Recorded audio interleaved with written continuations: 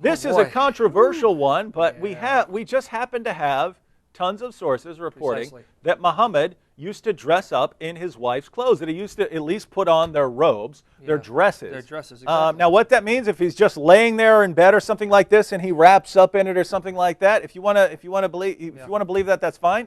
Why doesn't he have? I mean, when he's getting all this war booty, why doesn't he have his own robes to wrap up in?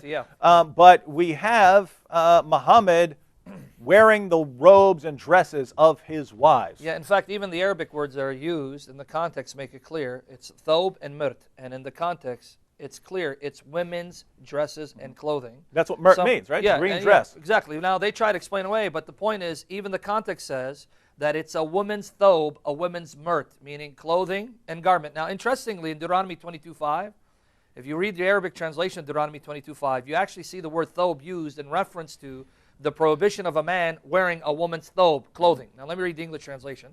Deuteronomy 22:5, the New International Version. A woman must not wear men's clothing, nor a man wear woman's clothing. And the Arabic translation of this passage says, a woman's thob. You'll see the relevance in a minute. For the Lord or Yahweh your God detests anyone who does this. Now, I'm going to read, for the sake of time, these two narrations real quickly. They are translations done by people in English, one by a Muslim and another by an Islamic scholar, both of whom realize that these terms in these contexts inarguably prove that Muhammad was wearing the garment, the clothing of a woman.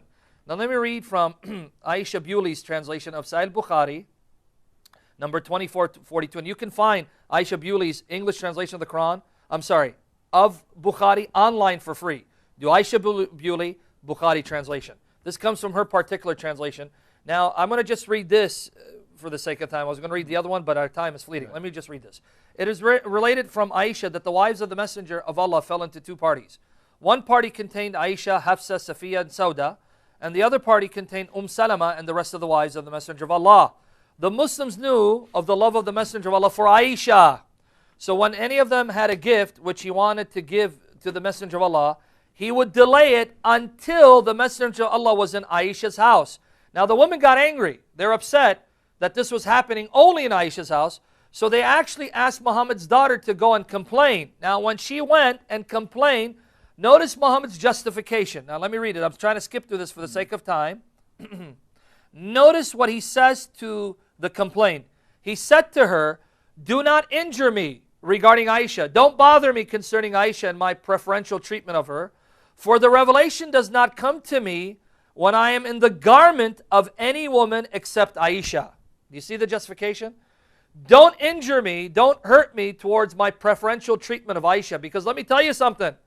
The only time I get inspired when I'm in women's garments is when I'm in the garment of Aisha.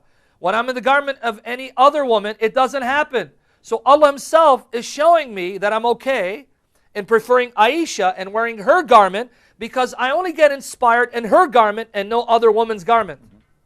So now, there are multiple problems here, and we did an entire program going through the different problems here. But the Quran says don't have more than one wife unless you can treat them fairly, right? Yes. And Muhammad doesn't just get the 4 wives that the Quran allows; he gets at least 9 or 11 at one time. And what's he do? He starts giving Aisha special treatment. And when he's called out on it, right? Muhammad, could you at least honor the Quran, O Prophet, and treat us fairly? His response is, hey, what are you telling me for? It's Allah who gives me revelations when I'm in Aisha's dress, but not when I'm wearing the dresses of the rest of you.